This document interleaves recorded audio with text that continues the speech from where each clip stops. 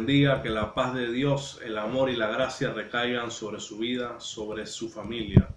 Seguimos con la serie Texto fuera de contexto, hermano. Este será el último episodio de esta serie. Creo que con el contenido que hemos podido ver a la luz de la Biblia y a la luz de su debido contexto, si hemos abierto nuestro corazón a la palabra, hemos podido quedar bastante claro en lo que es un texto sacado de su contexto, hermano. Este es un tema muy amplio que si seguimos haciendo videos sobre este tema no vamos a terminar nunca. Si se sacan los textos de contexto, tú vas a encontrar respuesta para todo, hermano. Todos los grupos religiosos, las sectas, han surgido de la mala interpretación de la palabra de Dios, de agarrar versículos aislados e interpretarlo a su manera, sin fijarse en el debido contexto. ¿Por qué fue escrito ese pasaje? ¿Para quién fue escrito? Si es vigente o no es vigente. La historia de ese pasaje, nada de eso se preocupan y ellos simplemente agarran ese versiculito y lo interpretan como le da la gana. Es por eso que han surgido un montón de sectas por la mala interpretación de la Biblia, hermano. En este último video, hermano, vamos a ver otro pasaje el cual se ha sacado de su debido contexto para manipularlo a su antojo, hermano. Cuando tú sacas un texto y lo interpretas a tu manera, lo sacas de contexto, hermano, tú allí no estás siguiendo la palabra de Dios. Tú estás siguiendo lo que tú quieres decir y no lo que la Biblia enseña, hermano. Hermano, yo he podido estar en lugares, y esto inclusive le puede pasar a personas que digan que profesen la sana doctrina, hermano. Yo he estado en lugares donde personas mencionan un versiculito porque ellos quieren decir lo que ellos quieren decir y no lo que la Biblia enseña. Mencionan un versiculito para tratar de sustentar su enseñanza y resulta ser que cuando tú lees el próximo versículo contradice todo lo que la persona está diciendo. Leen un versículo para sustentar lo que ellos quieren decir, pero el próximo versículo, ese mismo versículo lo contradice, hermano. Yo he visto de todo, hermano, de todo. El mismo versículo lo contradice, el versículo posterior. Es algo bastante triste, hermano. Pero hay que aprender a interpretar la Biblia, ver el debido contexto. Esta es una de las tantas partes de interpretación bíblica que se deben hacer antes de interpretar la palabra, antes de dar un sermón, antes de dar una enseñanza y de nosotros mismos para alimentarnos con la palabra. En el libro de Mateo, capítulo 6, versículo 33, hay un versículo en el cual se ha sacado mucho de su contexto, hermano. Y vamos a leerlo rápidamente. Mateo 6:33 dice la palabra: por lo tanto, busquen primeramente el reino de Dios y su justicia, y todas estas cosas les serán añadidas.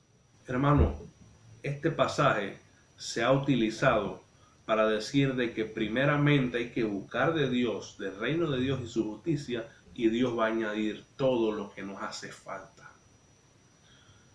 Así se ha interpretado, hermano, este pasaje. Que primero hay que buscar el reino de Dios y Dios se va a encargar de añadirte todos los antojos, todos los caprichos, todos los deseos, los anhelos de tu corazón. Dios lo va a cumplir porque tú te encargaste de buscar primeramente el reino y ahora Dios se va a ocupar de ti. Eso es lo que enseñan, hermano, en muchos lugares.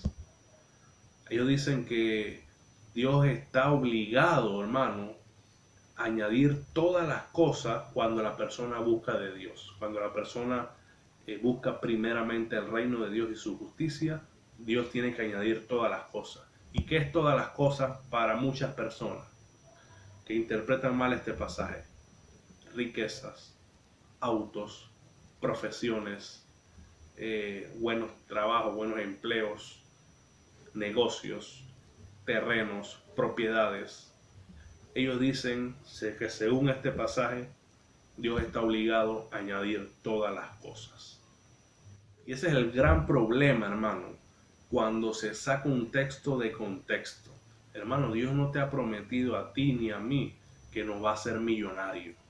Dios no te ha prometido a ti ni a mí que nosotros vamos a tener propiedades y que vamos a tener todo lo que nosotros queramos, porque Él, si tú buscas de Él, Él nos va a dar todas esas cosas. No es así. Hay que leer el contexto para saber qué cosa nos va a dar el Señor cuando buscamos de Él. Dios no ha prometido ciertas cosas, es verdad, pero Dios no te ha prometido ni a ti ni a mí hacernos millonarios y que nos va a dar todo lo que nosotros queramos. Eso no.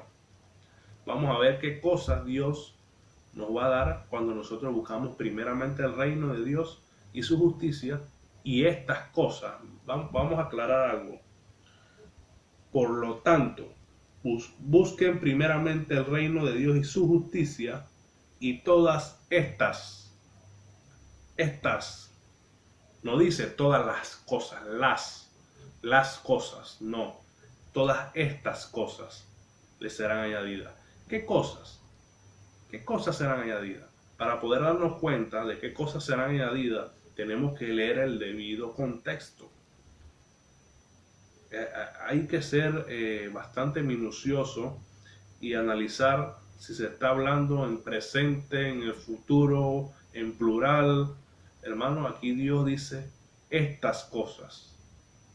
Él estaba hablando y Él dice, si tú buscas primeramente el reino de Dios, estas cosas te serán añadidas. Vamos a ver desde el versículo 25. Vamos a leer el contexto. Miren lo que dice el título, el afán y la ansiedad. Por lo tanto, les digo, no se preocupen por su vida, ni por qué comerán o qué beberán, ni con qué cubrirán su cuerpo. Ahí están las tres cosas que Dios promete. No se preocupen qué comerán, qué beberán o con qué cubrirán su cuerpo. Alimento, bebida, vestimenta. Eso es lo que Dios promete. Lo esencial para que nosotros podamos sobrevivir en esta tierra. Vamos a seguir leyendo y nos vamos a dar cuenta que Dios te promete estas cosas y no las riquezas que la gente piensa. El versículo 26 dice así: miren las aves del cielo, que no siembran ni cosechan, ni recogen en graneros, y el Padre Celestial las alimenta. ¿Acaso no valen ustedes mucho más que ellas? ¿Y quién de ustedes, por mucho que lo intente, puede añadir medio metro a su estatura? ¿Y por qué se preocupan por el vestido? Observen cómo crecen los lirios del campo, no trabajan ni hilan. Y aún así, ni el mismo Salomón, con toda su gloria, se vistió como uno de ellos. El 30 dice: pues si Dios viste así a la hierba que hoy está en el campo y mañana se echa en el horno, ¿no hará mucho más por ustedes? ¿De qué está hablando ahí? Vamos a hacer una pequeña pausa ahí. ¿De qué está hablando?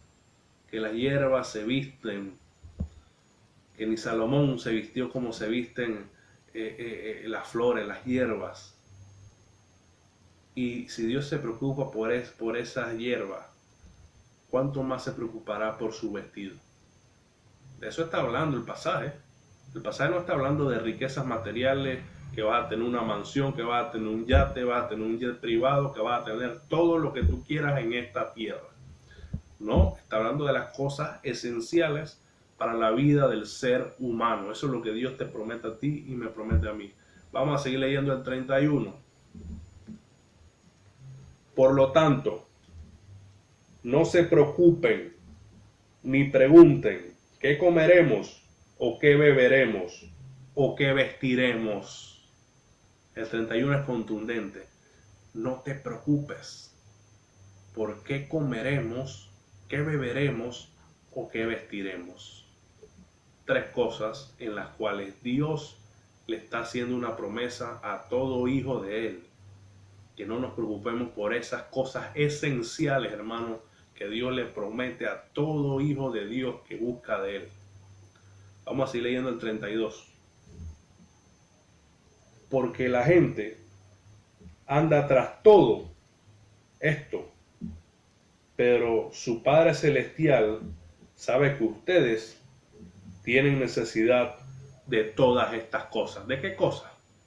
Todas estas cosas. De ropa, de comida y bebida. Dios sabe que tenemos necesidad de estas cosas. Eso Dios lo sabe.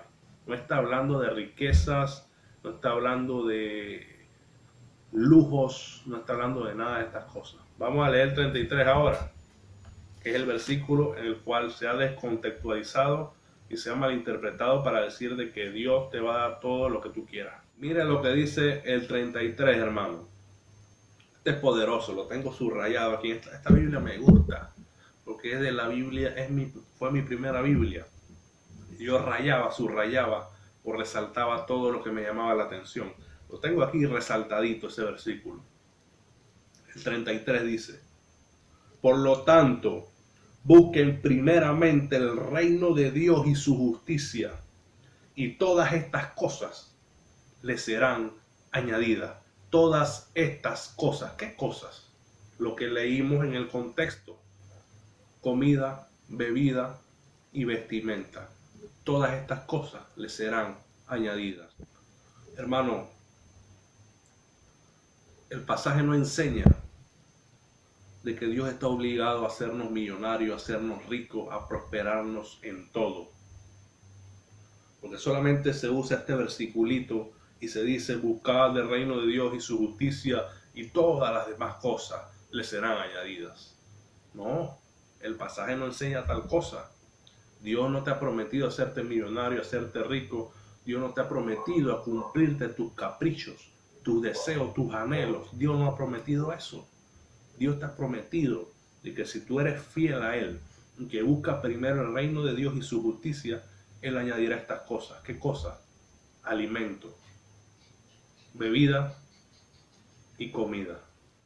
Como hemos podido ver a la luz de la Biblia, hermano, este pasaje no enseña en ninguna parte de que Dios está obligado a darnos los caprichos que nosotros queramos, a darnos todas las cosas materiales que nuestro corazón anhele.